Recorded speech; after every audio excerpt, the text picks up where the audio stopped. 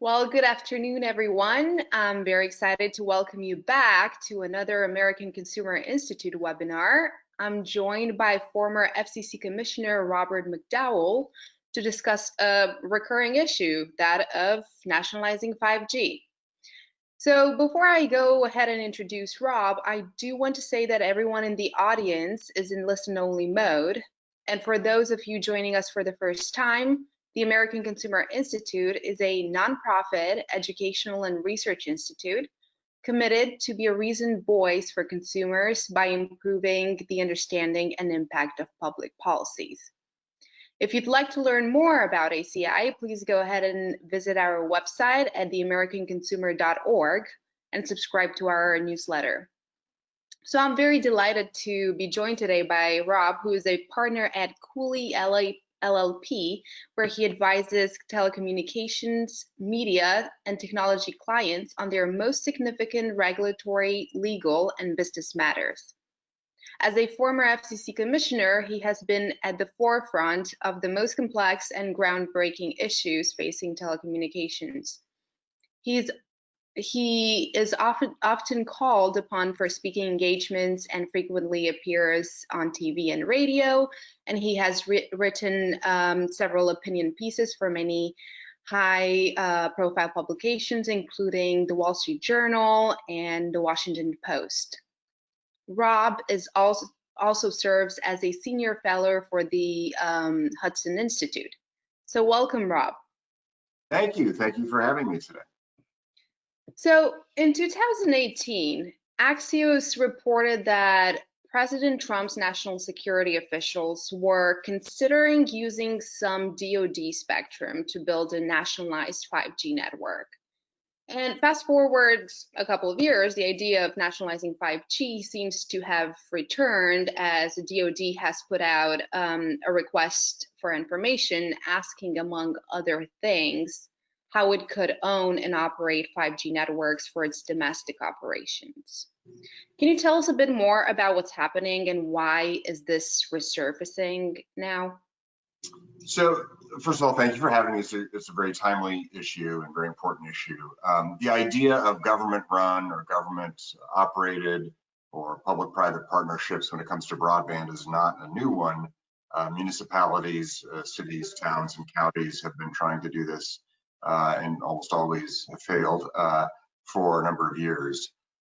So this notion, and there were comments filed as a result of the request for information, as you pointed out, by the Department of Defense. The comments were just filed on Monday, the 19th. The RFI walks up to the water's edge a little bit, doesn't call it, of course, a nationalized 5G network. And so there are a lot of questions here, legal questions, just practical questions. Why does the Defense Department need a nationwide 5G network of its own? It's understandable why on military bases they might want broadband, and they have plenty of it in almost all of them. But in civilian areas, why do they need a terrestrial broadband network? And they have use of frequencies for aircraft and ships and all the rest. So why out in civilian areas would they need this? Is sort of a threshold question. There could be a number of motivations here that this does keep popping up, and it may continue, by the way, regardless of the outcome of the presidential election here in 13 days for a variety of reasons. It could be a way for the Department of Defense to get a nationwide network built out, and they would have use of it. It could be a way they think for the Department of Defense to raise revenue. I'm happy to drill down on why there's some large legal impediments to that. So a number of questions remain. We will see, there's been a lot of chatter, some rumors about a request for proposal to be issued by the Department of Defense. We've been hearing now for a few weeks that could come out any day. It would have been surprising to see an RFP come out before the comments for an RFI were received or filed on the 19th. But that could come out theoretically any time now, and that means it's the Department of Defense would be setting up a formal process for bidding out a government contract or contracts in order to get such a network built. Mm-hmm. And you mentioned some of the motivation behind this proposal. So American private enterprises have been having an amazing track record when it comes to technology and innovation, especially in the telecom space. We led in the 4G deployment. But on the other hand, some of the proponents of 5G nationalization argue that it would help the US win the 5G race. Now, are there any advantages in nationalizing 5G when it comes for securing US leadership in the digital economy? You know, I try hard to think of what those could be, and I only see it actually disrupting or curtailing the build out of America's 5G networks. So keep in mind, since the early 90s, there's been about $1.7 trillion in private risk capital invested in our wireless infrastructure. All told, for the build out and upgrades needed for 5G, it's going to be about $300 billion over the next few years that's needed. I get asked by investor clients, I'll call them sort of Wall Street firms, about this proposal, because here's the concern, which is if the DoD leases out its spectrum or somehow is in this business in a way that we've not seen before in this country, that can be disruptive to the capital markets. So while the larger nationwide carriers are borrowing tens of billions of dollars to upgrade to 5G, there's a cost to that capital, right? So those are almost all exclusively in the form of loans from banks, big banks. So if you're competing against a nationalized 5G network, run by the federal government, which can print its own money, does not have a profit motive, does not have the concern about return on investment, then all of a sudden that starts to devalue and commoditize capital that's already been deployed for purposes of building 5G, and drives up the cost of capital for any new investment, because there's a risk factor. Exactly how will this network work? Will those prices be undercut to below cost, which would be an artificial distortion of the market? How do we get our money back? Or how do these wireless carriers not go bankrupt? All these types of questions get asked, and that makes a lot of sense.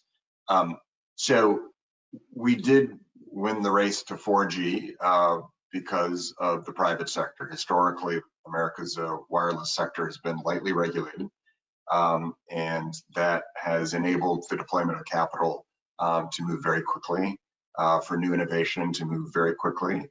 When I got to the commission 14 years ago in 2006, we still had 2G phones. Most were migrating to 3G, and 4G wasn't a thing yet. We auctioned off spectrum before that, starting with AWS-1 and then the 700 megahertz auctions. So 4G didn't become a thing until the end of the last decade, really. Let's say 2009, 2010 is when that's first started to get really lit up. So it takes time for these things to happen, and a move like this by the federal government could create tremendous uncertainty. So I see it as having the opposite effect of helping the U.S. Lead in 5G deployment, and actually frustrating that goal. And I'm glad you mentioned the the amount of investment that have been pouring in, especially from U.S. operators. And so the cost of this transformation is just going to keep increasing. And when I looked at the RFI, it was rather short and very vague. And there were a lot of things that were unclear about this proposal. But how would the government actually fund the deployment and maintenance of a 5G network nationwide? And I mean, I can only imagine that the taxpayers would be affected by it. Right, so it's unclear from the questions they ask in the RFI, which you point out, and there are two main legal hurdles, maybe three. One is the Federal Communications Commission is set up to manage private sector spectrum and public safety spectrum, that would be local and state law enforcement. The Department of Commerce, through NTIA, coordinates all federal uses of spectrum. And under Title 47, Section 903, for those playing at home, a government agency just can't start deploying its own spectrum and regulating the uses of it and the terms of it. That would have to go through a process through Department of Commerce's NTIA and working with the FCC if there's going to be private sector uses of it. So there's a statutory problem right there to begin with. That's in the Communications Act, essentially in Title 47. So then from there, you have the Miscellaneous Receipts Act. Not to get too boring, but it is important. Miscellaneous Receipts Act says a government agency just can't go have let's say a bake sale and then pocket the money in its own bank accounts, not the personal bank accounts, but the agencies, the department's bank accounts. If it has a bake sale, then it has to put that money into the general treasury, the general pot of money. So Department of Defense can't raise its own money by leasing out its spectrum or whatever it's thinking of doing or having some sort of public-private partnership. Then there's the Anti-Deficiency Act, which also sounds esoteric, but that says that agencies can't spend money unless Congress says they can, unless it's been designated to do so. So if there are going to be any resources spent by the Department of Defense on this national 5G network, it has an Anti-Deficiency Act problem right there. So those are three major statutory problems. And as you read the RFI, to answer your question more directly, it does focus on leasing, I'd say, at some point later in the questions. And if it's thinking it's going to partner with, let's say, a carrier or a variety of carriers where they get some use of the spectrum in exchange for DoD having preemption rights along the lines of FirstNet, which is a public nationwide interoperable public safety network. FirstNet came out of a direct authorization by Congress after the FCC, when I was there, experimented a couple times with trying to get this public safety network up and running, and it didn't work. So that's where AT&T is facilitating that network, gets to use it for its private sector and user customers, and public safety can bump them off the air, so to speak, if needed. But that's because Congress said so. In this case, Congress hasn't said so, and I think that's one reason why we are seeing members of Congress on both sides of the aisle express a lot of concern regarding this idea and where it's going. That's very correct. And so there have been several members of Congress, right, that have voiced criticism against this proposal, and they specifically stated that it undermines the progress already done by the FCC and the NTIA. Can you talk a bit about that? What progress? Sure. So, I'm sorry, didn't mean to cut you off. The backdrop for this is, the federal government is the largest occupier of spectrum in the country. And as we as consumers and we see the development of the Internet of Things, we are consuming more and more spectrum, even though we're becoming more spectrally efficient. Under Cooper's law, from the inventor of the cell phone, Marty Cooper, we double our spectral efficiency about every 2.5 years. That means you can send twice as much data every 2.5 years through the same finite amount of spectrum every 2.5 years. It's kind of like Moore's law, processing power, intelligence built into the network, smart antenna technology, chips, et cetera, help us do that. So all that is underway, and what this does is create these fundamental questions about what, fundamental uncertainty, which undermines exactly what has been being done here. So it's unclear where the Department of Defense wants to go with all this, but it is creating sort of tectonic level uncertainty within the whole ecosystem here, everything from the capital markets, as I explained before, to the carriers, to the equipment vendors who build these things, build these networks, and of course, policymakers at the FCC or in Congress. Mm-hmm. And so the cost of rolling out 5G are obviously high, as we talked about it, but so are the benefits. So 5G is expected to offer unprecedented, bandwidth, speed, and capacity. That's for several emerging technologies, including, but not limited to, autonomous vehicles, manufacturing automation, remote healthcare services, among others. So how would consumers benefit, if at all, from government-owned network? What would this mean for consumers and for their privacy?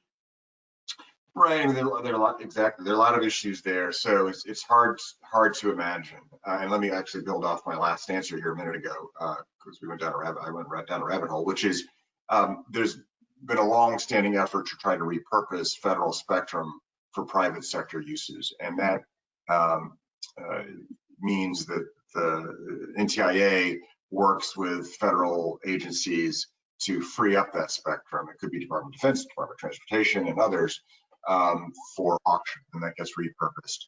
And the FCC runs auctions, which we have found to be a very efficient use of resources and allocation of that spectrum, and it raises money for the Treasury without raising taxes. And so, when I was a commissioner, it didn't matter if a licensee was a private sector licensee or a government licensee. Nobody ever came to us saying, I have too much spectrum here, why don't you take it back? So it's hard for anyone, and especially in the federal government, to surrender their spectrum, even if we are becoming more spectrally efficient over time. So in terms of consumer benefit, I think one of the sales pitches on this, which I don't quite gather yet, is this will spur deployment in rural areas. Well, the private sector is doing that, whether it's the 3 national carriers and also Dish, which is entering as a 4th, and you have as a merger condition T-Mobile, and as a merger condition with its deal with Sprint, to build out to 99% of the population. But it's also good business in that there are, pick your estimate, let's say 20, 23 million Americans in rural areas who may not have adequate broadband, and that's a critical mass of actually a potentially lucrative market. So there is an economic incentive for carriers to build out to compete there. And the private sector is already well ahead of whatever the Department of Defense might try to propose. It takes hundreds of billions of dollars to build out a redundant network across the country. And generally speaking, for purposes of raising revenue, historically has been urban and suburban areas get built out first. Now we're well past that and can do infill in rural areas to tap into the 20, 23 million people. So I don't see how this actually helps consumers. Generally speaking, we can use space launches as an example. For years, those were government run and government operated, and now we're seeing companies like SpaceX being able to launch for 1/100th of the cost of what the government did, and the real sort of democratization of space, of launch as well as satellite services. That's because the private sector was allowed to innovate and take positive and constructive risks. And that's what has made America the leader, the world leader in wireless technology since Marty Cooper first invented that cell phone in 1973. So I don't understand, I don't see the logic, and I think it's backwards in terms of how this helps consumers. If anything, the uncertainty and disruption this proposal brings would undermine the build out of 5G to whether it's rural America or urban America or wherever. So I don't see how this helps consumers ultimately. Mm-hmm. So we talked about what the effects would be on investment and how consumers would be impacted by this. But as I mentioned before, American private enterprises have an amazing track record when it comes to technology and innovation in this space. What would be the impact of a government-run run and owned 5G network on innovation specifically, or could the government even lead on that, on innovation? It's really unclear at best, and probably a net negative at worst. So it's unclear as to whether or not the Department of Defense is asking for appropriations from Congress in order to get this jump started, or if they're merely going to lease their spectrum in some sort of public-private partnership where money would flow to the Department of Defense in exchange to a carrier or some tech companies building out this network. So again, it would be far behind the private sector in the build out of 5G. It's starting off the starting blocks, a standing start. The other runners are far ahead of this endeavor.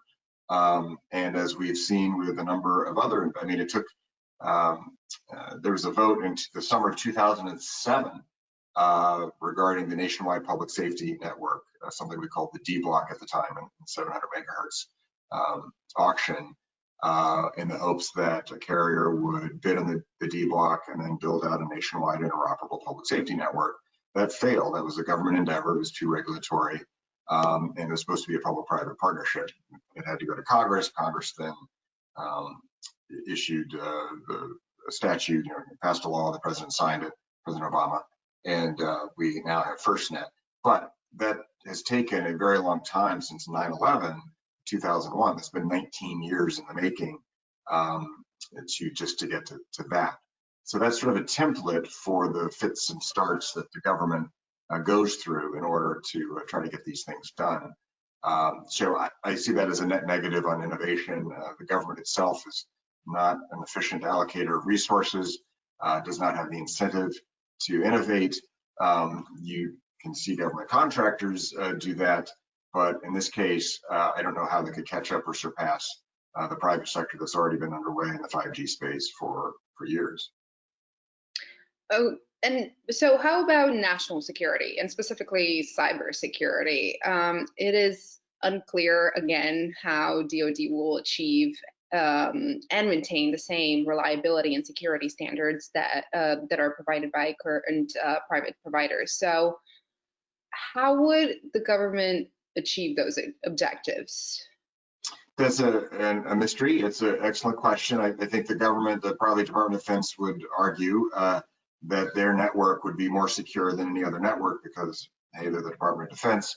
But if you are interleaving that network, you're having private sector end users on it, what does that mean? And that's an excellent point, which is if you want to have a secure network, again, why do you need a network over every square inch of the country when that's off of military bases? But then they can have their own networks, and they do.